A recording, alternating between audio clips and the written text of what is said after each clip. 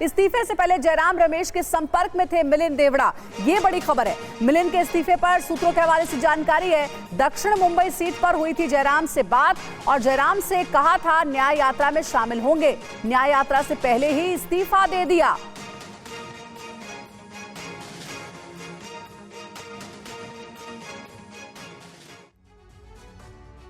और अब आपको बताते हैं कि मिलिंद देवड़ा और जयराम रमेश में क्या बात हुई थी। सूत्रों के हवाले से जो जानकारी सामने आ रही है, मिलिंद देवड़ा और जयराम रमेश के बीच क्या बातचीत हुई। बातचीत में दक्षिण मुंबई सीट को लेकर के बात हुई। दक्षिण मुंबई कांग्रेस की परंपरागत ये सीट रही है। कहा जाता है मिलिंद देवड़ा इस सीट से चुनाव लड़ते आ रहे हैं। मोदी लहर में अरविंद सावंत यहां से जीते थे और अब ये सीट कांग्रेस को वापस लेनी चाहिए। मिलिंद देवड़ा बार बार अपनी ये बात रख रहे थे क्योंकि देवड़ा परिवार सालों से उस सीट पर काबिज रहा है। न्याय यात्रा में शामिल होकर पक्ष रखूंगा, यह भी मिलिंद देवड़ा ने इस बातचीत में कहा और मेरी बात राहुल तक पहुंचा दीजिए। मिलिंद देवड़ा ने इस्तीफे से पहले ये बातचीत जयराम रमेश के साथ की थी।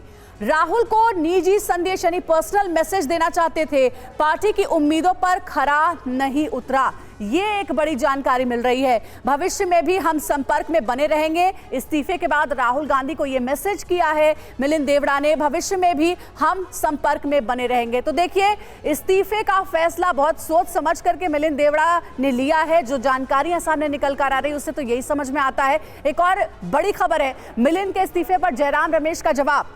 मिलिंद खेल खेल रहे हैं, मुझसे संपर्क में थे मिलिंद के जाने से कोई फर्क नहीं पड़ेगा। पीएम ने सुख के लिए सपने दिखाए होंगे। हमारे साथ बातचीत करने के लिए कांग्रेस के संचार विभाग के महासचिव जयराम रमेश साहब मौजूद हैं। कहा यह जा रहा है कि जयराम साहब आप उनके संपर्क में भी थे, फिर भी उन्होंने आपकी भी नहीं सुनी। नहीं, ये तो वो खेल खेल रहे थे। बिल्कुल साफ हो गया है कि उन्होंने पहले ही मन बना लिया था और प्रधानमंत्री ने उनको कहा होगा कि आज ही निकलो, क्योंकि आज सारे देश में, सारे अखबारों में, चैनलों में, मीडिया में भारत जोड़ो न्याय यात्रा की शुरुआत का हेडलाइन चल रहा है। तो एक 10 मिनट के लिए, 15 मिनट के लिए मिलिंद देवड़ा का नाम स्क्रॉल पर आएगा। तो उनके पिताजी से कुछ सीखना चाहिए ना। सत्ता में थे कांग्रेस पार्टी, मुरली देवड़ा जी एक कट्टर कांग्रेसवादी थे। अगर हम सत्ता में हों या विपक्ष में हों, उन्होंने कभी कांग्रेस का साथ नहीं छोड़ा। उनको दुख इस बात का है कि जो उनकी सीट है दक्षिण मुंबई, उस सीट पर कांग्रेस ने हथियार डाल दिए शिवसेना उद्धव के सामने। दुख की बात नहीं है, उनको सुख की बात देख रहे हो। कैसा सुख? प्रधानमंत्री ने उनको सुखी के जो अमृतकाल के सपने दिखाए होंगे। कांग्रेस पार्टी में लाखों नौजवान हैं जो कांग्रेस की विचारधारा में विश्वास रखते हैं। वो प्रत्याशी हैं, उनको भी टिकट, वो सब लोग टिकट चाहते हैं, सब लोग चुनाव लड़ना चाहते हैं, पर एक ही व्यक्ति को टिकट मिलता है। पर वो निराश नहीं होते। कांग्रेस पार्टी को संगठन में वो काम करते हैं, मजबूती से काम करते हैं और विचारधारा को आगे ले चलने के लिए काम करते हैं। ये नहीं कि मुझे टिकट नहीं मिला मैं पार्टी छोड़ दूं और किसी पार्टी में चले जाऊं। सर, लेकिन जब राहुल गांधी करीबियों की बात आती है, आरपीएन सिंह, जितिन प्रसाद, ज्योतिरादित्य सिंधिया और अब मिलिंद देवड़ा, ये सारे लोग चले गए।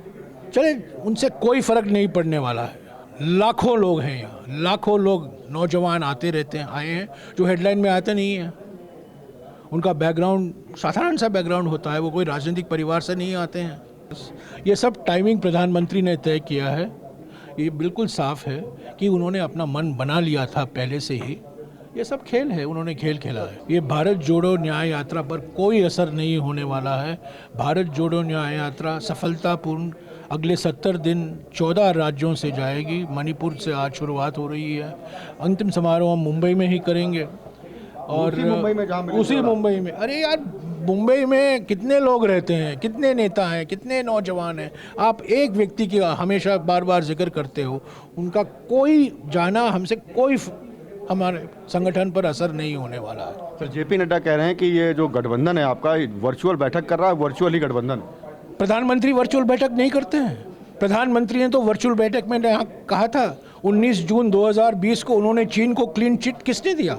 वर्चुअल क्लीन चिट प्रधानमंत्री ने दिया ना कोई आया है, ना कोई हमारे ज़मीन पर बैठा है।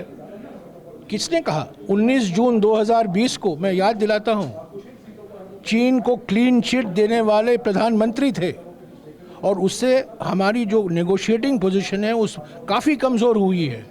उसका तो कुछ कहें जेपी नड्डा साहब। तो ये खास बातचीत आपने जयराम रमेश की सुनी और मुंबई से हमारे सहयोगी राजीव हमारे साथ जुड़े हुए। राजीव, हमने तो सुन लिया, चाहे जयराम रमेश हो या आदिर रंजन चौधरी हो, वो दोनों ये कह रहे हैं कि मिलिंद देवड़ा के पार्टी छोड़ने से कोई फर्क नहीं पड़ेगा। लेकिन जिस भरोसे के साथ कांग्रेस पार्टी का सालों पुराना साथ मिलिंद देवड़ा ने छोड़ा एक सीट के लिए, क्या वो भरोसा दिया गया है एनडीए की ओर से, एकनाथ शिंदे की ओर से, बीजेपी की ओर से? देखिए, मिलिंद देवड़ा के लिए वो सीट निश्चित तौर पर कहीं ना कहीं एकनाथ शिंदे ने कमिटमेंट किया होगा। अभी इसे हम मान सकते हैं, क्योंकि एकनाथ शिंदे के पास भी दक्षिण मुंबई में कोई बड़ा चेहरा नहीं है। अरविंद सावंत, जब शिवसेना एक थी तो अरविंद सावंत एक बड़ा चेहरा थे वहाँ, लेकिन अब वो यूबीटी ग्रुप के साथ में है। यहाँ पर सबसे बड़ी समझने वाली बात यही है कि एकनाथ शिंदे के गुट से अगर वो लड़ते हैं तो वहां पर शिवसेना का वोट बैंक भी मिलेगा, बीजेपी का भी वोट बैंक जाएगा, साथ साथ में मिलिंद देवड़ा का अपना बेस है दक्षिण मुंबई में और वो मुंबई के अध्यक्ष के तौर पर भी काम कर चुके हैं, साथ साथ में उनके पिता भी मुंबई अध्यक्ष के तौर पर काम कर चुके हैं। आज जब मिलिंद देवड़ा शामिल हो रहे हैं तो इस तरह की जानकारी है कि 10 पूर्व नगर सेवक भी अपने साथ लेकर जा रहे हैं, साथ साथ में 15 ऐसे व्यापारी संगठन है, लगभग 500,000 के आसपास कार्यकर्ता भी वहां पर मौजूद रहेंगे। तो इससे आप समझिए कि मिलिंद देवड़ा अकेले जा रहे हैं ऐसा नहीं है, बहुत सारे ऐसे पदाधिकारी हैं जो मिलिंद देवड़ा के जाने के साथ साथ में ठीक है राजीव, नजर आप बनाए रखिएगा, आगे भी आपसे संपर्क करेंगे। फिलहाल बहुत शुक्रिया इस बड़ी खबर पर पूरी डिटेल्स हम तक पहुंचाने के लिए।